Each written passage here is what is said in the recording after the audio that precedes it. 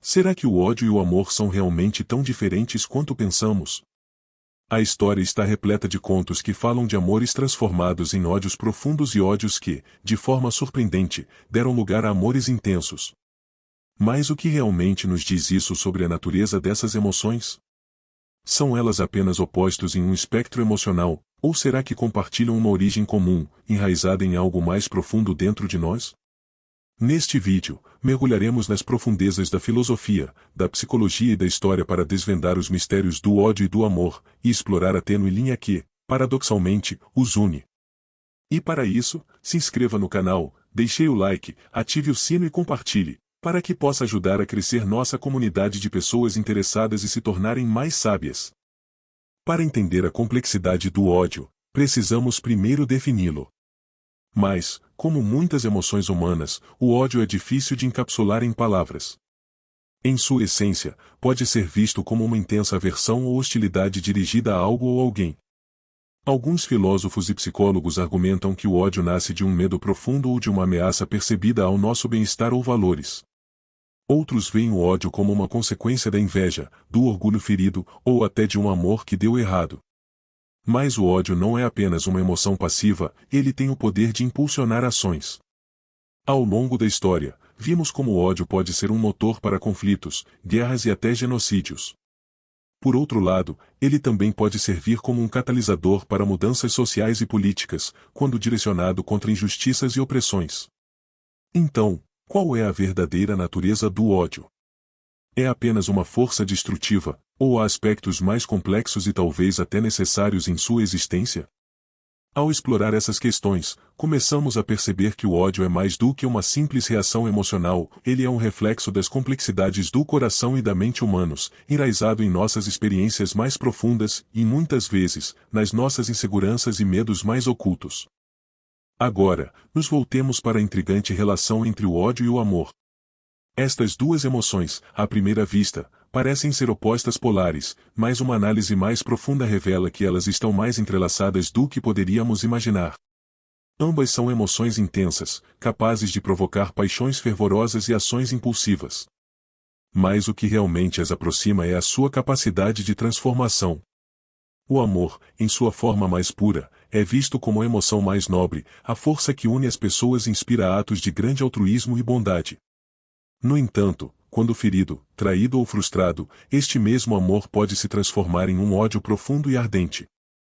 Curiosamente, o inverso também pode ser verdadeiro.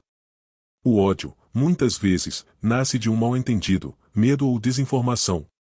Quando esses véus são levantados, o que era ódio pode florescer em compreensão, respeito e, às vezes, até amor.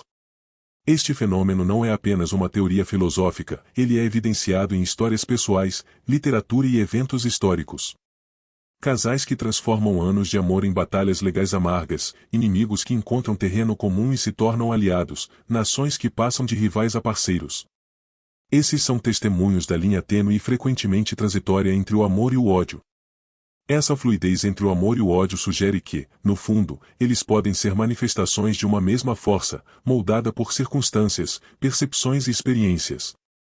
Ao entender isso, começamos a ver que nossas emoções mais profundas são mais complexas e interconectadas do que simplesmente boas ou mais. Elas são reflexos de nossa humanidade compartilhada, em constante evolução e cheias de nuances. Examinando mais de perto a premissa de que o ódio é, muitas vezes, um amor ferido, encontramos uma rica tapeçaria de exemplos na literatura, nas relações pessoais e até na psicologia.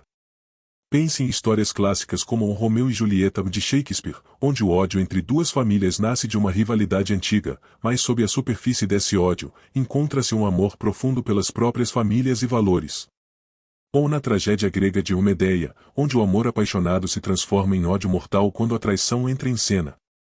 No contexto mais moderno, não é raro ver casais que, após anos de um amor profundo, acabam em divórcios tumultuados, onde o amor que antes os unia se transforma em um campo de batalha de ressentimentos e hostilidades. Isso sugere que o ódio não emerge do nada, ele é frequentemente o resultado de um amor que foi mal compreendido, desvalorizado ou traído. Psicologicamente falando, o ódio como um amor ferido pode ser visto na forma como reagimos a traições ou desapontamentos. Quando alguém que amamos nos machuca, essa dor pode se manifestar como ódio. É uma defesa emocional, uma forma de lidar com a vulnerabilidade que o amor expõe. Esse ódio pode ser uma tentativa de recuperar o controle, de se proteger contra mais dor. Outro exemplo interessante é a relação entre pais e filhos. O amor de um pai por um filho é, em muitos casos, incondicional, mas quando esse amor é confrontado com desafios, como escolhas de vida do filho que o pai não concorda ou entende, pode surgir um ódio aparente.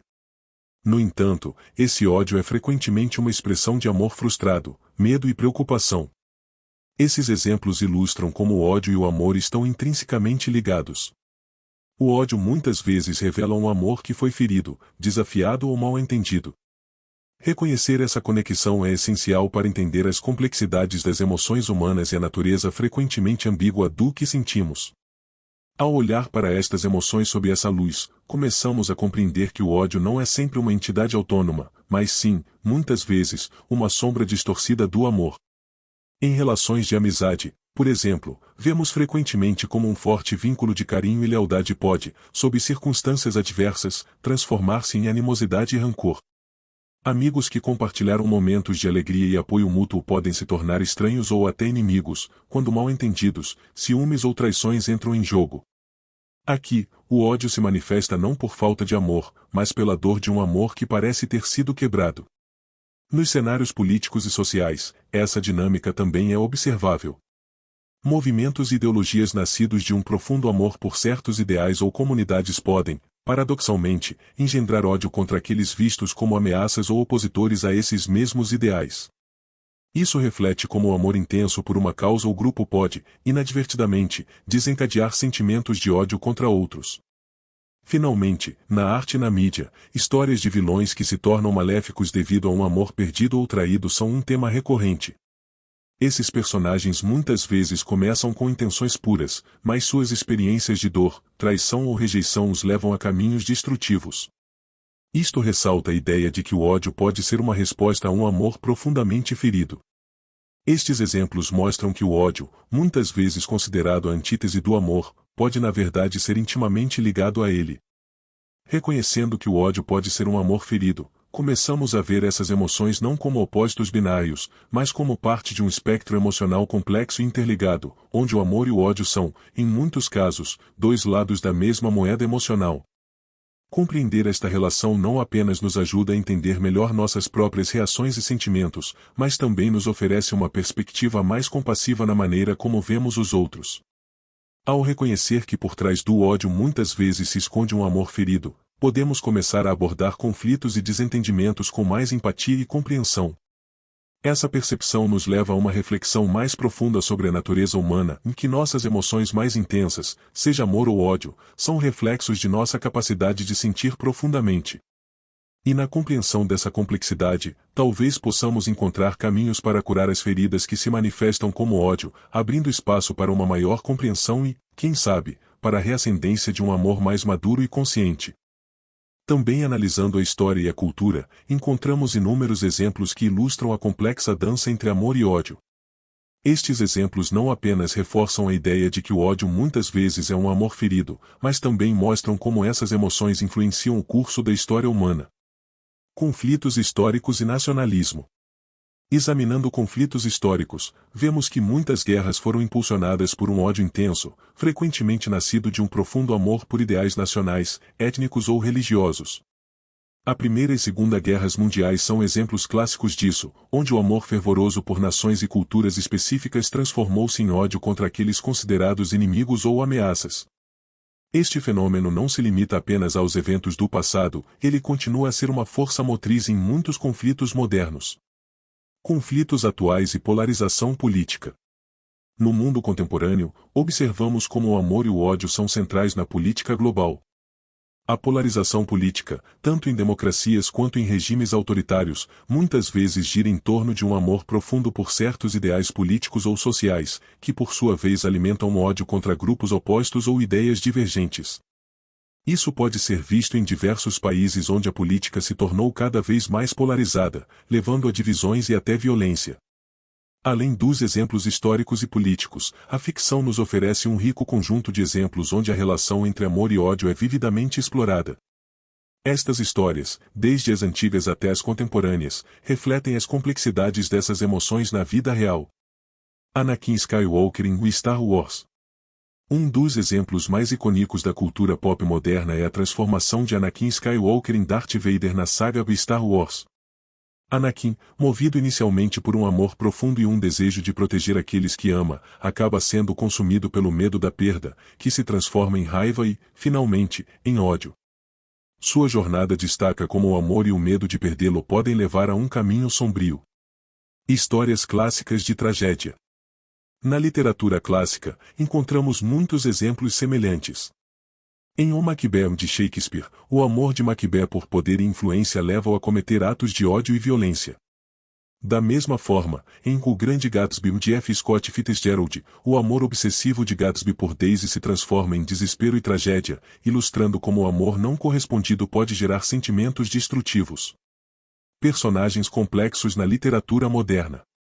Na literatura moderna, personagens como Eatif em O Morro dos Ventos Uivantes de Emily Brontë demonstram como o amor rejeitado pode se transformar em um ódio vingativo que consome toda uma vida. Da mesma forma, em muitas histórias contemporâneas, vemos personagens cujo amor fervoroso por uma causa ou ideia acaba levando-os a caminhos de ódio e destruição. Esses exemplos da ficção mostram como o amor e o ódio estão frequentemente entrelaçados, refletindo a realidade complexa das emoções humanas. Seja em uma galáxia distante ou nas páginas de um romance clássico, vemos repetidamente que o amor pode se transformar em ódio quando desafiado, traído ou não correspondido. Essas histórias ressaltam a natureza volátil e muitas vezes surpreendente do coração humano, revelando como as emoções mais profundas e intensas podem mudar e evoluir ao longo do tempo. Ao explorar esses temas na ficção, ganhamos insights valiosos sobre nossas próprias experiências de amor e ódio, e sobre como podemos entender melhor e navegar essas poderosas emoções em nossa própria vida. Quando falamos de ódio, é crucial entender como essa emoção pode levar a ações prejudiciais, tanto para os outros quanto para nós mesmos. Um dos aspectos mais destrutivos do ódio é a sua tendência de nos impulsionar para a vingança. A vingança, muitas vezes mascarada como justiça, pode parecer uma maneira de passar o veneno para outra pessoa. No entanto, na realidade, é frequentemente nós mesmos que acabamos envenenados por esses sentimentos. Este conceito foi brilhantemente encapsulado em uma fala da Tia May no filme O Homem-Aranha. Ela diz que o ódio e a vingança podem nos corromper, e nada de bom vem disso. Essa simples, porém poderosa mensagem, ressoa profundamente. Ela nos lembra de que, ao nos entregarmos ao ódio e à busca por vingança, corremos o risco de nos perdermos no processo. Lentamente, sem perceber, podemos nos transformar em versões de nós mesmos que nunca desejamos ser. O ódio tem essa capacidade insidiosa de corroer nossa moralidade e humanidade. Ao nutrir sentimentos de ódio e vingança, podemos nos tornar cegos para a empatia, para o perdão e para a compreensão. Em vez de resolver conflitos ou curar feridas, o ódio perpetua ciclos de dor e ressentimento. É uma armadilha emocional que, embora possa proporcionar uma satisfação momentânea, a longo prazo, só serve para perpetuar o sofrimento, tanto para o objeto do nosso ódio quanto para nós mesmos. Portanto, é essencial reconhecer e compreender o impacto do ódio em nossas vidas.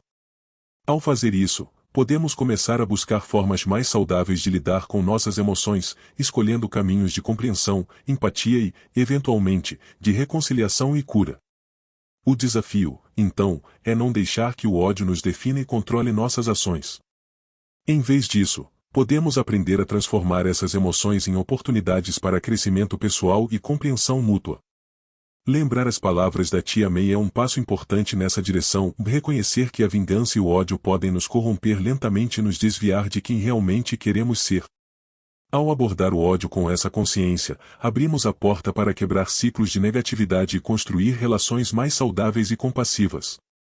Isso não significa ignorar ou justificar ações erradas, mas sim escolher responder a elas de maneiras que promovam a cura e o entendimento, em vez de perpetuar a dor e o ressentimento. No final, ao nos afastarmos do caminho do ódio e da vingança, podemos encontrar uma jornada mais gratificante e enriquecedora para nós mesmos e para aqueles ao nosso redor. Refletindo sobre tudo o que discutimos, chegamos a uma compreensão mais profunda de que o amor e o ódio não são opostos distantes, mas sim irmãos próximos, quase a mesma coisa em suas intensidades e capacidades de influenciar nossas vidas. Ambos são emoções que exigem envolvimento, paixão e, muitas vezes, uma profunda conexão com o objeto desses sentimentos. O que realmente os separa é a direção e a natureza dessa paixão. Então, tome cuidado quando sentir um amor obcecado, pois pode levar também a um ódio obcecado. Porém, se buscarmos um verdadeiro oposto para estas emoções, não encontramos nem o ódio no amor, nem o amor no ódio, mas sim na indiferença. A indiferença é a ausência de emoção, a falta de qualquer conexão ou preocupação. É um estado de neutralidade emocional onde nem amor nem ódio podem prosperar. Essa é uma perspectiva que merece uma exploração própria, e é um tema que abordarei em um futuro vídeo. Ao encerrar esta discussão sobre o ódio e o amor, convido você, espectador, a refletir sobre como essas emoções se manifestam em sua própria vida. Como você pode transformar sentimentos de ódio em compreensão ou até mesmo em amor? Como pode evitar a armadilha da indiferença em situações que realmente importam? A compreensão dessas emoções e o reconhecimento de sua proximidade pode ser o primeiro passo para uma vida mais plena, empática e consciente. Portanto, enquanto o amor e o ódio continuam a ser temas complexos e multifacetados, lembramos que no coração de cada um, há uma escolha a ser feita. A escolha de como responderemos a estes sentimentos poderosos, e como permitiremos que eles moldem nossas ações e nosso caráter. Muito obrigado por assistir esse vídeo, e até a próxima!